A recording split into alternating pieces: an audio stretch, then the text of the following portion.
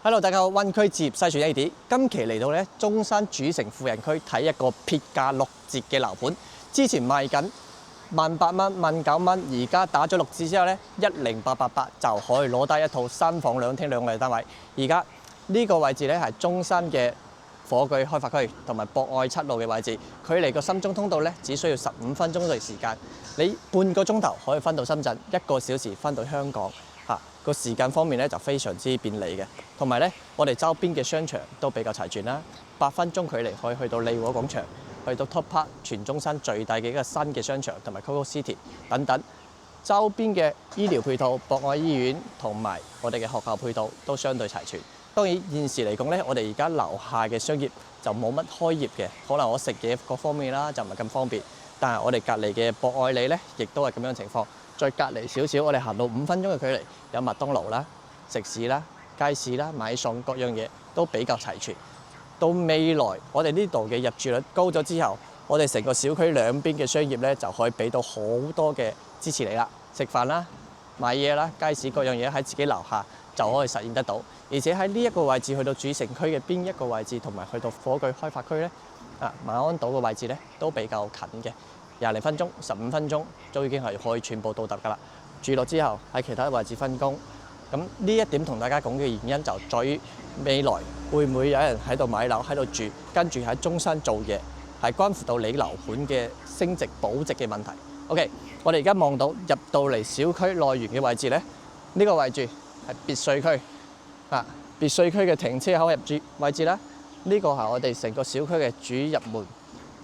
大門口入到嚟咧係人車分流，車入咗去地庫，跟住再調翻過嚟咧就行到我哋人行通道嘅小區內園呢度啦。你可以見到成個小區嘅容積率咧係特別低嘅。點解低？就係因為別墅同埋我哋住宅喺同一個小區嘅原因。佢容積率只得1點幾，普通住宅咧去到3點幾嘅。之前同大家講嘅18,000蚊、19,000蚊就係呢度嘅2棟、3棟。嗰陣時最高價買入嘅人，其實而家都住喺度啦，冇計，成個大環境就係差，樓市就係跌。而家就係降價唔降質量，所有嘢保質量嘅情況之下，我價錢落咗嚟。你可以見到我哋而家成個園林設計咧就非常之舒服啦，噴水嘅景啦，一入到門口之後，噴水池啦，啲亞熱帶嘅園林設計啦，可以見到成個門面係非常之寬廣嘅。望下上邊啲樓，全部南向望過嚟咧，係唔會有任何遮擋，因為你南向對住嘅就係我哋3層高嘅別墅，你望到出去遠處係唔會有任何遮擋嘅，唔似其他小區3點幾嘅容積率，基本上我最長去到70米嘅樓間距，你一定對面係一棟樓擋住你嘅視野，呢度咧就唔會。嗱，繼續一路行入去，成個園林係呢個小區比較有亮點嘅一個地方嚟嘅。好多人我住落之後，我唔單單關心我自己住嘅嗰層樓係點樣啦，我仲要關心我食完飯之後落嚟行下個環境係咪舒服，係咪可以值得我日日落嚟行下嘅時候個心情開唔開心？呢樣嘢都非常重要。成個景觀大家再細望下啦，啲水景貫通晒成個小區園林中軸線嘅。俗語有話啦，水為財，呢啲買咗樓之後就大家都發財。OK， 同埋呢一條小橋嘅位置咧，其實就連通到別墅區嘅，連通到別墅區一路行到上去入翻別墅區，因為佢兩邊嘅小區花園咧係分開。因為我哋而家別墅區入邊咧就在售單位就唔係好多啦，52棟單位，而家剩低咧就大概20套左右，其餘咧就全部賣晒出去。可以行翻上嚟呢度，入住呢個小區就叫做小橋流水人家，夕陽直下，斷牆人就冇啦，就冇斷牆人啦。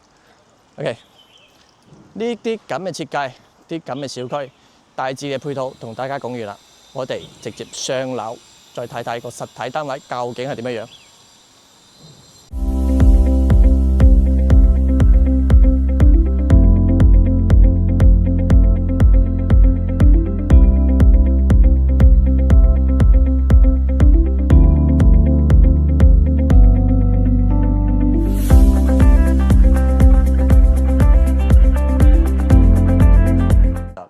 2梯4伙，我哋而家喺4樓位置，望一望個示範單位先。呢一個位置咧，其實就比較冇咁高私隱性嘅，因為你見到我哋兩梯四伙咧，有3伙集中晒喺呢一個位。我哋首先睇一睇有個裝修嘅示範單位，89平方，100萬度。入到嚟呢啲門板、電子鎖啊、鞋櫃呢啲標配啦，可以見到嘅嘢。咁其實入到嚟一個樹廳嘅設計，正常中規中矩嘅單位，餐廳、客廳中規中矩，冇乜太多嘢可以講噶啦。廚房咧就擺咗個雙開門，同埋呢啲三件套全部配齊晒，方呔啦、西門子啦，各種呢啲板材全部都做好晒嘅。特別好嘅呢個樓盤咧，就佢全部都有晒呢個收入露台。其實有啲人會覺得呢啲單位嘅廚房太細咧，我哋直情可以封咗呢個露台佢，將成個廚房推晒出去，咁你就會覺得呢個廚房大好多啦，而且係襟細好多啦。長住居住，而且需要我哋自己經常煮嘢食嘅人咧，就可以做呢一點嘅改造。OK， 就我而家就唔會講太多話咩呢度幾闊啊，嗰度幾闊。我行到埋嚟，你可以見得到嘅個空間係咪你需要嘅，係咪你中意嘅？呢個單位個朝向望到出去，點解一路話佢開揚？呢個單位容積率低就係呢個原因啦。前面別墅咧就唔會有遮擋你太多嘅嘢。我哋而家4樓咧啱啱好平齊。如果我哋高層少少嘅情況之下，就越過咗個別墅望遠處，咁你望到咧就唔係對面樓，望到係對面一個比較空曠嘅地方、開揚嘅地方個景觀。嗱，繼續入嚟呢個新房單位咧，其實就一個洗手間，89平方就一個洗手間啫。呢一個我哋成間房唯一嘅洗手間，正常夠用啊！如果你住嘅人唔係特別多，你就 OK 啦。另外一個客房就呢度擺咗張咪床，就咁大啦。唔係特別大啊，89平方。真正呢個樓盤嘅實用咧，其實就去到8/5左右嘅啫。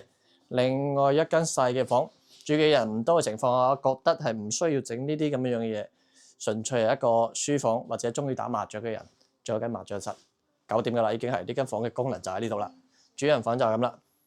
身邊落床位呢一張米5嘅床，做埋個衣櫃，其實你可以多一個梳妝位啦、梳妝台嘅位置啦，咁啊會好啲。你擺埋床頭櫃，咁你知啊，女主人係需要化妝㗎嘛，好多啊，係有啲咁嘅位會比較好啲。呢一間就咁樣，睇埋第二間就係呢度，我哋正對住。其實呢兩個單位88同埋89咧，唯一唔好嘅地方就係正對住呢個門，門對門。如果同時開門嘅時候咧，你見到對面會唔會有啲尷尬就見仁見智啦。呢一點402點解可以平到10萬？88平方90萬可以攞低，因為我哋入到門之後，你發覺其實呢一個位係餐廳嚟嘅。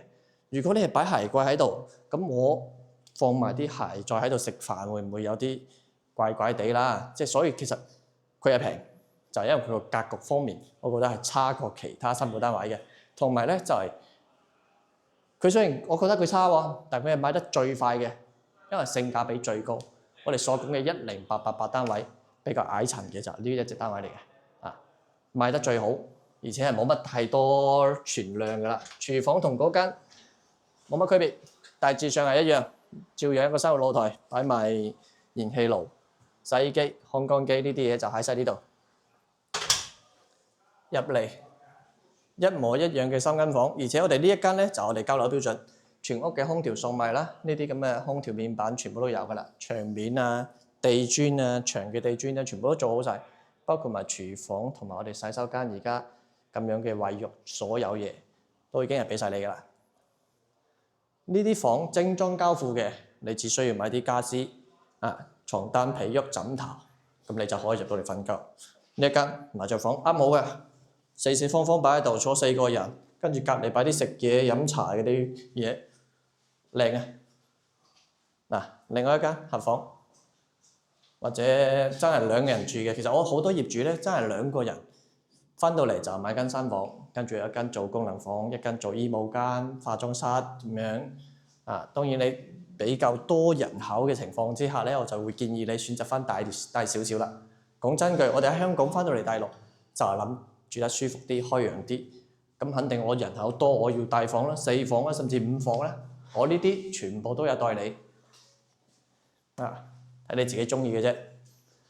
另一間90萬嘅單位，再去到第3間單位咧就104平方，3房2廳2衛，多一個洗手間，但係價錢咧就130萬呢一個位置。你睇呢啲單位咧就比較市正，預留咗呢一排做鞋櫃、做入門櫃嘅位置，通頂。咁你可以擺到好多嘢啦，擺鞋啦喺呢度啦。咁你嘅餐廳喺呢個位就唔同於我哋啱先見啦。啱先睇嗰個你就喺個鞋隔離食飯喎，呢一點你會覺得好尷尬㗎。廚房都變大咗好多，其實個格局方面冇乜太大嘅改變，但係成個 size 方面咧就大咗好多啦。廚房咁大啦，同埋個生活露台亦都大咗好多。我哋啱先嘅生活露台係到呢度過嘅啫嘛，啱先個單位到呢度過，而家就有咁闊落。我行入嚟就俾你哋見到究竟呢個位有幾大，啱唔啱用咧？趟門設計88平方，朝向爭啲，但係呢啲其餘3隻單位咧就全部都係朝呢邊嘅。啱先唔記得講啊，88平方嗰隻係朝西立向嘅，其實係有啲西斜。一到4、5點鐘咧，啲太陽直射入到我哋間屋度，但呢度唔會啦。正南朝向，唔會西斜嘅，絕對放心。入到嚟3間房嘅位置，首先嚟到洗手間，其實見落咧就會比啱先嗰間會大翻少少，但係區別就唔係真係特別大。你有間房，呢間俾我嘅感覺同嗰間一模一樣，但係咧個客房就明顯大咗好多。個客房我哋啱先嗰度擺張孖5床，咁呢度咧你擺張孖8床，擺埋床頭櫃，擺埋張梳妝台，個位置咧就綽綽有餘，你就唔同於啱先嗰間。再到主人房就呢度啦。主人房有套間，我覺得係我哋好多香港街坊入到嚟大陸買樓嘅一個比較關鍵嘅點嚟嘅。我點解一定要買一個洗手間嘅喺出邊嘅？我有個套間唔好咩？有個自己洗手間呢啲位置孖8床正常，普通單位。主要比較出彩咧就出邊嘅景觀啦，你望得到下邊嘅小橋流水人家夕陽直下都係曬到人哋啫，西斜又唔曬我，係咪先？其實今日我等影呢個單位等咗幾耐？等咗2個鐘。成個出邊全部都係人，全部都係我啲經紀同行。點解咧？其實有原因嘅。你遲啲時間，你會發覺喺 YouTube 上邊會見到好多關於呢個樓盤嘅影片啦。因為我哋而家其實嚟到呢度之後咧，係可以攞到。仲有人影緊，我哋等一等佢啦，稍等一下。咁你都唔使停啦，陣間加速下咯，好嘛？同大家傾下啦。而家仲要等啦，而家仲要等人哋影完啦。點解你又會見到咁多人喺度拍片，又有咁多同行喺度做嘢咧？有原因，今日係第1日，我哋平台邀請我哋好多啲經紀公司咧過嚟拍片。每一間公司你拍到片上傳咗上去之後咧，有500蚊嘅居馬費去攞啦。咁其實呢500蚊都幾辛苦㗎。但係我哋公司咧，每間公司得個名額。我哋公司好幾個人拍片嘅，我呢500蚊攞都我攞唔到，但係我等又要等咁耐喎。我想攞500蚊嘅，但我攞唔到啫。唔緊要啦，等等佢，陣間我加速，再入去睇埋。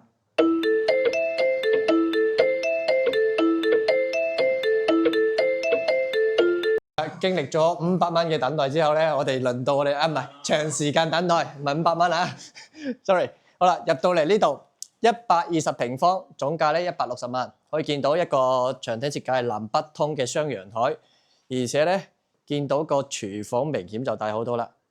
其實呢個廚房仲有一個隱藏式嘅，佢係可以打通晒呢邊推出去，因為你而家係 U 字形雙開門冰箱喺度啊嘛。但係你如果打通晒佢推出去咧，個廚房就大好多啦。你封咗個陽台，個生活陽台咁我哋主陽台喺呢邊啊嘛。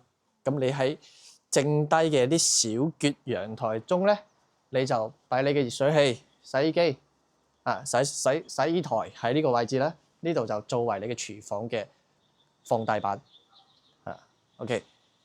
入到嚟就係我哋餐台位置，4人台啦、6人台啦，啊，正正經經，而且個廳明顯都闊落好多。呢個雙露台咧，你啱先嗰度廚房已經褪咗出去啦，但呢個咧亦都有一條7.5米嘅長露台，我行過嚟俾你睇啦。呢個位置係通到我哋另外一間房，個景觀就係直臨向，冇遮擋，俾大家可以睇得到嘅。靚仔得嚟，而家嗱，小橋流水人家夕陽準備直下啦，就係而家呢個時候啦。入邊咧其實佢係4房嘅格局嚟嘅，但係而家做咗3房出嚟。第一間房細路仔房嚟嘅，啊，你話做大人房，佢做咗個排櫃之後，其實你就瞓唔到大人，細路仔 OK， 啊，10幾零歲嘅左右咁上下。公共洗手間位置，同埋呢度就係我哋嘅一間客房，通到出嚟陽台呢個位置啦。空間各方面其實都足夠大，足夠你使用嘅。同埋佢最主要嘅 design 咧，就係佢將個曬房間同埋個主人房打通晒，做咗個衣帽間、梳妝台，擺晒我哋女主人嘅衫啊、帽啊、鞋啊，或者你啲化妝品啊，喺晒呢邊啦。呢個位置啊，女主人特別位置，同埋呢一個洗手間，其實我都幾中意佢咁樣啲設計比較復古咧。望落之後咧就會覺得佢幾靚嘅，但我就唔知道你住落之後一直望住咁樣會唔會覺得好靚？但我而家初望咧睇咗2次㗎啦，我都覺得 OK 嘅，幾啱我眼緣嘅叫做啊。主人房3邊落牀，1.8米甚至到2米，應該係1.8米吧。1、2、3、4、5、6、7、8、9，1.8米牀呢張就係唔係擺2米嘅，3邊落牀，大飄窗位。嗱，就係我哋而家所講嘅，就係呢4隻單位啦。3隻單位咧就分別係朝正南嘅就係82方啦、104啦、89啦，跟住我哋最抵買最高性價比嘅88方咧，就係西南全向，有啲西斜位置嘅。咁而家講分，我哋由開始到最尾4隻單位，88平方西南嘅90萬，89平方咁啊朝正南嘅就係100萬。到10萬蚊，104方3房2廳2衛嘅單位咧，就係130萬。呢一隻120萬嘅120平方咧，就係160萬。咁跟住仲有我哋呢個小區，其實仲有出邊我哋而家望得到嘅別墅52套，佢有3個戶型，3隻單位。今次我哋就唔去拍佢啦，但大概嘅價錢都同大家講下。410平方嘅價錢咧就大概700萬到啦，460平方嘅價錢咧就係1000萬左右。仲有一隻係雙連排別墅，就670平方嘅別墅，1700萬左右。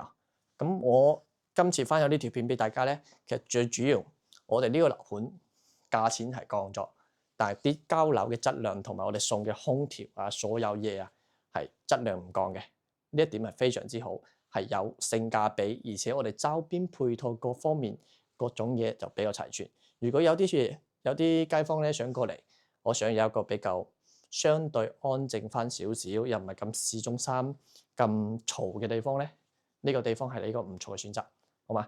啊，如果你想要睇樓嘅，想要更加多嘅詳細資料，可以聯繫翻我呢邊嘅聯繫方式，我可以發詳細資料俾你，或者直接打電話俾我，我可以安排香港又好，澳門又好，啲兩地牌車直接由你屋企樓下嚟到呢度，免費睇樓，全程免費，包埋食。